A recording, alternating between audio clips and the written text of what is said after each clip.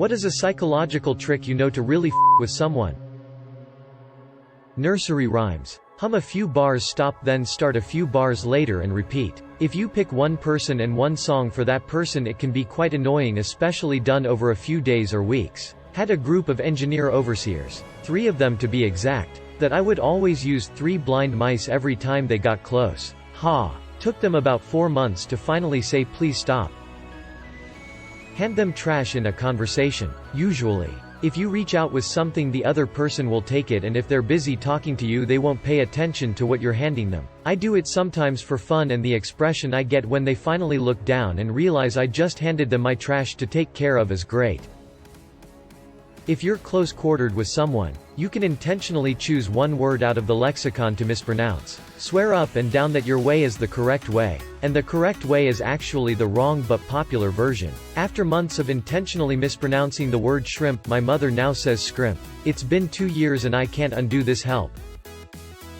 I had a friend that would casually eat a slice of American cheese while taking orders at a particularly rude table, not say anything other than normally asking what they wanted to eat. Bite of cheese. It would immediately make the guy trying to impress his date by being awful to the server totally docile because it was so awkward. My favorite is the slight lean and making a face like you're farting. I only use it to mess with people. I don't actually fart. It'll derail any conversation.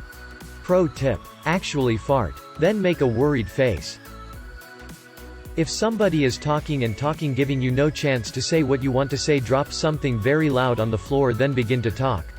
I just imagine myself at someone's house dropping an antique vase or something just to get my voice heard like some kind of lunatic and think that would be hilarious. That's called being a cat. Look distractedly at their nose or some part of their face. Then scratch or rub the corresponding part on your own face. They'll supposedly get confused and think they have something on them. This was from the book Mind Control, The Ancient Art of Psychological Warfare by the dubiously named Ha-Ha Lung. My emotionally unstable brother bought this book and I had to see what the hell he was actually reading. The author sounds like a nutcase through his writing. Call them something they're wearing by choice. Whatever you say. Turtleneck. Sure thing. Pink shorts. If you've been in a space in close proximity to a stranger, elevator, library, etc., and neither of you have acknowledged each other or spoken, when you go to leave, say it was nice to meet you. Then walk away. When meeting someone for the first time, say oh hello again and shake their hand. Even if they go for like a high five, transfer it into a handshake. They will not ask for your name or any information, they will just think that you definitely know them from somewhere and they just forgot. Adding real quick to the end of a request adds a sense of urgency that compels people to do whatever you tell them. Example: Derry, give me your wallet real quick. And before you know it, Derry hands you his wallet. I forget the exact study, but basically in an office setting you can tell anyone anything, and as long as it's on an official memo, anywhere between 60 to 80% will comply. I think in the study they had it as take this memo to an isolated room, and most people just did it. Wild stuff. I worked with a friend who kept a 12-pack of Mountain Dew under his desk. For a while I'd sneak extra cans back into the box. Not a lot, and just enough that he was sure he drank more than the box would hold. While in a conversation with someone, just smoothly hand something over. They will automatically take it, and vice versa. If you take something from their hand, they will automatically hand it over. You can classically condition someone to associate 2 things pretty easily. Say a particular phrase whenever a certain song comes on, and eventually they'll associate the 2. And always remember that phrase whenever they hear the song. When you are talking to someone, if you interrupt them and say walk with me in a busy tone and start walking away, they will walk with you and continue the conversation without hesitation. You can lead them wherever you want, really. Silence. It's a very effective interview technique, because as humans we are conditioned to break silences in conversations. I had a conversation with my former boss who was kind of a psychopath. He started by saying he needed to ask me a question. Then he made a bunch of statements and then just stopped and was silent. I assumed his question was implied by the statements, so I started to respond to the statements. He cut me off and chastised me for interrupting when he hadn't asked the question yet. Then he did the same thing. Several statements. Then silence. Then I start to talk and get yelled at. He did this 3 times before finally asking a question. I thought he was absolutely nuts. Later I learned this is a technique people use to establish dominance. When someone needs to establish dominance to work with me, I go find another job. Stare at their forehead while they are talking. It really freaks people out. Jim was onto something. Immediately after they look at the time, ask them if they know what time it is. Chances are, they will have to look at the time again. When disagreeing with someone, try replacing but with an. It is remarkably disconcerting when the person you are arguing with stops arguing with you and you don't realize it. If you want to really mess with someone, go up to them and ask them, "Hey, do you ever get that creepy déjà vu feeling?" Then like a week later wear the same thing and ask them the same question. I've done this to so many people and their reactions are hilarious. Don't worry, you can hardly notice it. If you're eating with them, ask them a question as soon as they take a bite of food. My boss handles stress terribly, so in one-on-ones, he tends to snap and spend the hour complaining about people. Sometimes people end up getting chewed out or yelled at in a meeting that's supposed to be about their development. When I first began in my department, he noticed me putting on perfume and said his wife wears the same one. It's not anything fancy, just one that's widely known. Every time I go into my one-on-one with him, I apply the perfume right before. He generally speaks very softly to me and doesn't snap at me like he does with others. And I'm pretty sure it's because he smells me and thinks of his wife. Messed up that it takes that to get a manager to treat you humanely. But it works. He knows the smell of fear.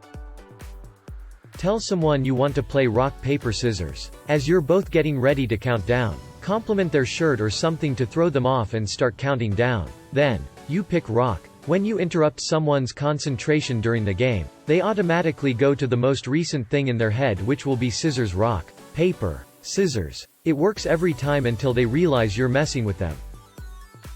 Take a fake homework to school and ask them if they had done it. Especially in my teenage years, it freaked people out to not react angrily to their tries of bullying, insulting you. At some point I even agreed with them on certain topics. That got them extremely confused.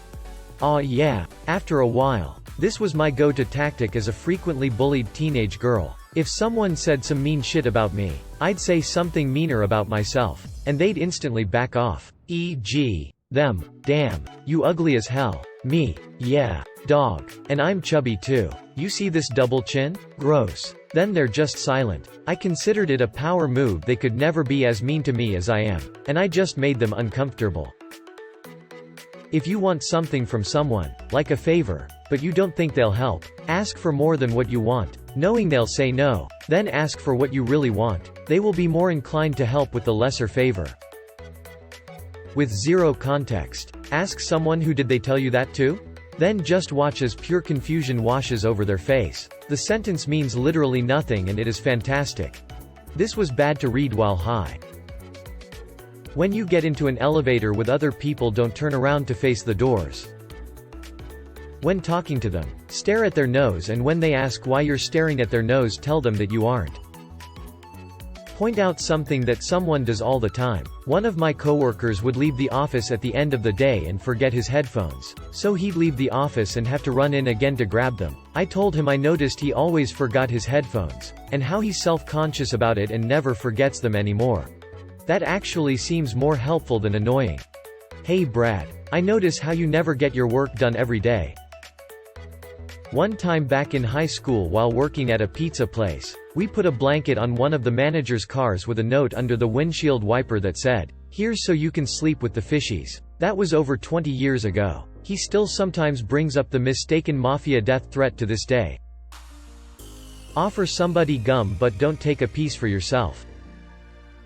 It's been proven that people will stand in a long queue, even if they have no idea what it is for. People do it all the time at festivals and things. Start a queue with your friends in front of a trash bin or something innocuous. Then everyone just casually walks away after a load of people not in on the joke join the end of the queue.